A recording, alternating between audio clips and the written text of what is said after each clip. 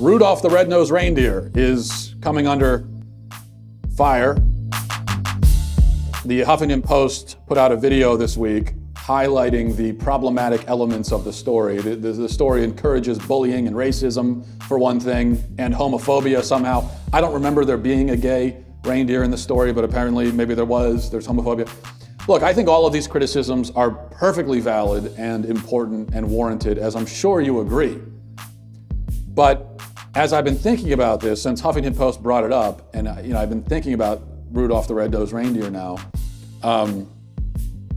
and I've realized that there's a bigger problem with the story, and it has to do with plausibility. Now stay with me here, because I know you're thinking, what are you talking about, Matt?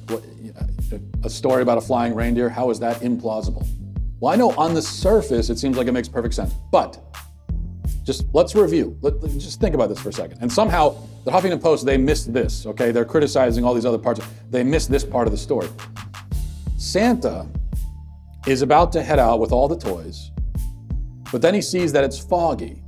So he goes, well, we're gonna have to cancel Christmas. No Christmas, it's foggy. We can't go out, we can't see. How am I supposed to fly this sleigh when I can't see? But then he says, hey, hold on a second. Where's that freak with the shiny nose? Yeah, get him in here. And maybe he can finally be of some use. And so they fly off with Rudolph leading the way through the fog, and everybody lives happily ever after, right? Not so fast. This doesn't actually make sense. Think about it. Santa was about to cancel Christmas because of a patch of fog, but then Rudolph bailed him out. So am I supposed to believe that Santa had never run into fog before? He flies around the entire world in December, and he never hit bad weather? Never fog, never a snowstorm, never a blizzard, never a rainstorm, nothing? He had no contingency plan for bad weather and had to rely on the convenient facial deformity of a socially scorned reindeer. Not to mention, he carries out this operation at night. And this is the first time he ever needed a headlight? Something is not adding up here, that's all I'm saying. Now, I know you might argue, and I thought about this too. I said, well, we don't know exactly when the Rudolph story took place. Maybe this was Santa's first ever mission.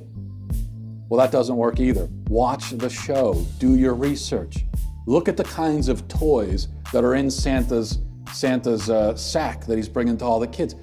There are toy trains in there. What does that tell you? Well, steam locomotives didn't exist before the 19th century. Saint Nick was born in the 4th century. That's 1,500 years. That means he was on the job for at least 1,500 years. And never once had he dealt with fog in 1,500 years? I'm not buying it. I'm just not buying it. Now, don't get me wrong. I don't doubt the general historical veracity of Santa and Rudolph. I'm just saying something is wrong here. Santa wanted Rudolph on that sleigh, but it had nothing to do with the fog. So what was the real reason? I don't know. But I'm gonna find out.